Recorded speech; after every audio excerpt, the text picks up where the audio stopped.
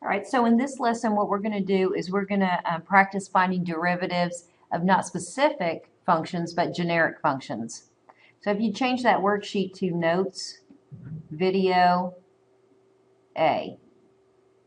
I'm going to try and change the coding on my videos so it's a little bit different than, say, the numbering system on the homeworks.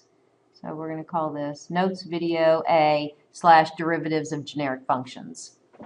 All right, notice what's given in the table. We have values, certain values selected at X, 3 selected X values here. We have the Y values on G.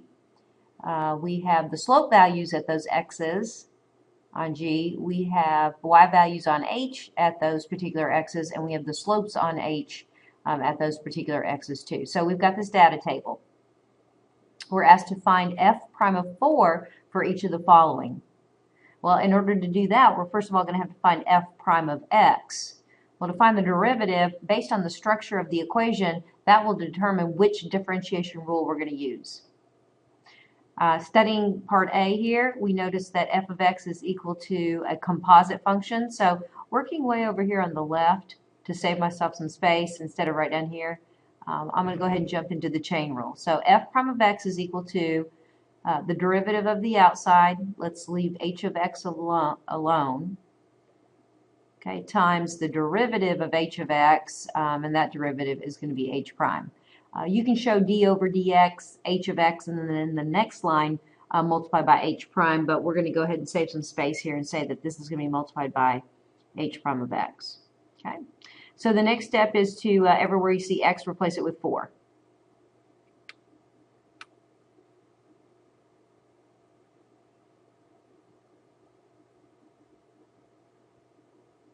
Okay, returning to the table and getting what we need. We'll do the calculations. H of 4, 6. We'll square that in a minute, and we'll multiply that by h prime of 4 all the way over here to -5. Running out of room here, I guess it didn't save us enough. Let's do the calculations. This is 36 times 3, which is 108 times -5. Well, that will be -540. Ooh, I'm not working with the key, so there may be a little mistake here and there. All right, moving on to part B. We want to find f prime of 4 again. That requires us to find the derivative first, f prime of x. Noticing the equation involves a sum of 2 variable expressions. That's the sum and difference rule, the sum rule.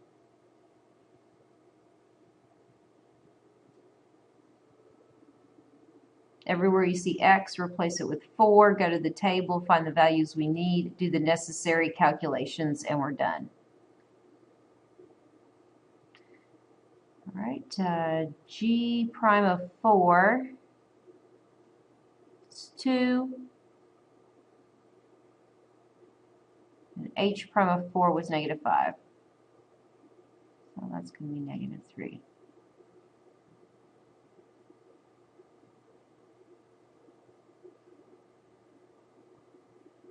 All right, you notice the structure of f when we go to find the derivative. It's going to be the product rule, quotient rule, difference rule for E. Looking at f ahead of time, notice the structure. That's going to be the chain rule. It's a composite function. We have a nested function here.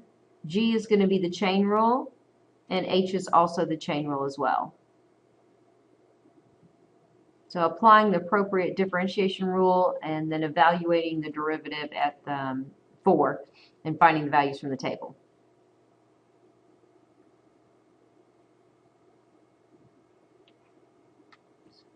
So for C, just using this generic function in the product rule, it's the first times the derivative of the second plus the second function left alone times the derivative of the first.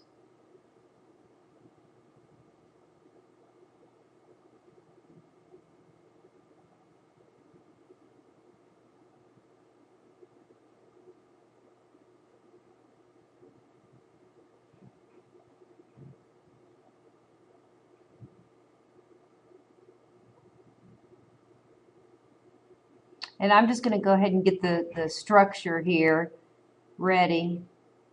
And then I'll go to my table and I'll find the values. This could be a good place for you to do a self-test, meaning you might want to pause the video, go to the table, find the values that belong here in these parentheses, and then turn it back on to see how you did, just to self-test if you wanted to. All right, and then completing the calculations, we have 15 plus 12, 27. Okay. All right, coming over here using the quotient rule.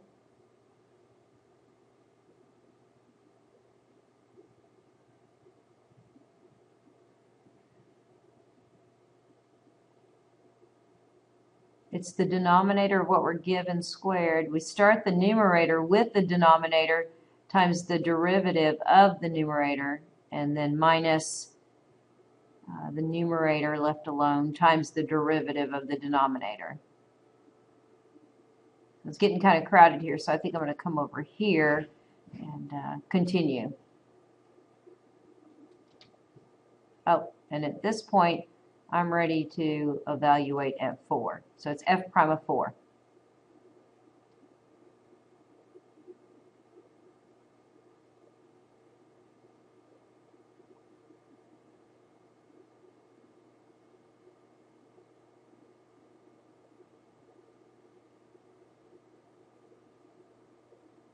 Woo, just barely made that one.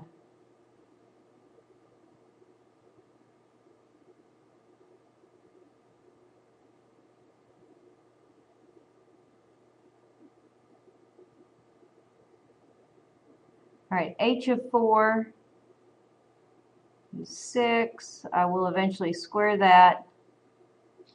H of 4 must have been 6 here too. Okay, and going to the table to find the values I need. I believe that's 2. I believe that's -3. And I think that's 6. All right, so 12, this will be plus. 12 plus 18 is 30. 30 over 36.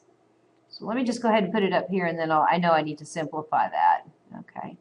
Let's see what 6 goes into each of them. So that would be what, 5, 6. 5, 6 if you were to simplify it. Something like that. You should take the time to simplify it.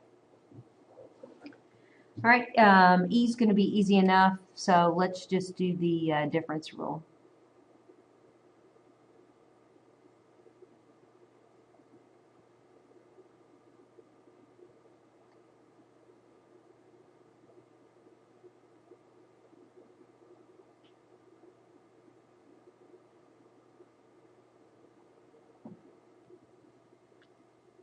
Okay, so finding the values we need and then performing the calculations. 2 minus -5. Let's see, I have 7. All right, going to F, let's find that derivative. Okay, this is where it gets a little interesting. Finding the derivative of a composite function, derivative of the outside, leave the inside alone, times the derivative of the inside function h prime of x. Okay, so let's go ahead and evaluate this at 4.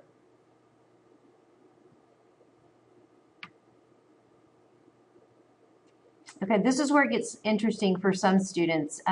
So be kind of careful here. This right here expression, this quantity is one number. This one number times this other number here. So this is g prime at h of 4. All right, so I'm going to work on that first. So g prime of h of 4. Well, h of 4, the y value there is 6. So now I'm going to come over here. Okay, and now I know I need to find two values. I need to find g prime of 6, so go to the 6th row, and g prime of 6 is 7, times h prime of 4, which is -5. So the calculations result in us having a negative 35. So I think this is the interesting part for students is right here. That does just produce one value. You first have to find the y on h, and that becomes the input for the slope on g. All right, let's look at g. It's very similar to a.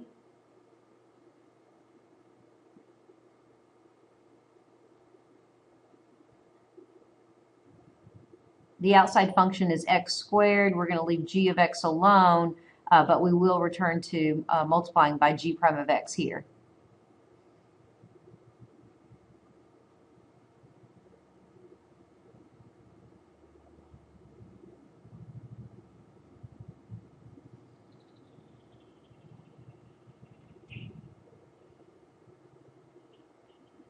All right, g of 4 is negative 3, and g prime of 4 is 2. So that looks to me to be negative 12. Okay, and one more composite function here.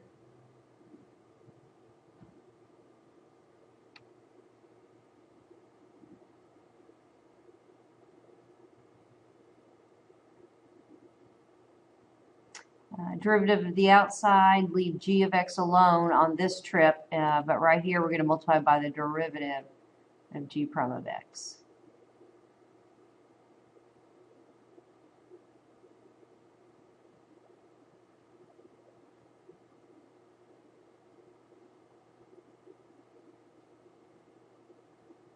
All right, and again, this is the complicated place for students. So keep h prime g of x, or I'm sorry, g of 4. Okay, quit it. G of 4 is negative 3, and g prime of 4 is 2.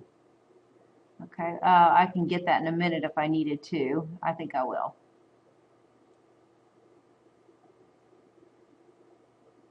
So h prime of negative 3, we do have that information. So we go to the negative 3 row. H prime is 4, and g prime of 4 is 2.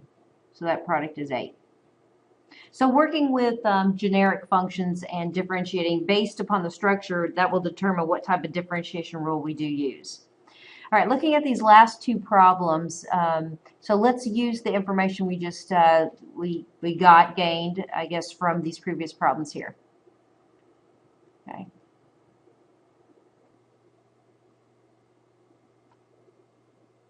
All right, let's let f of x be equal to x squared times gx. We don't know what g of x is. It's some other function, but we know we're going to take x squared and we're going to multiply it by g of x. That becomes important. Multiplication. Write the equation of a line tangent.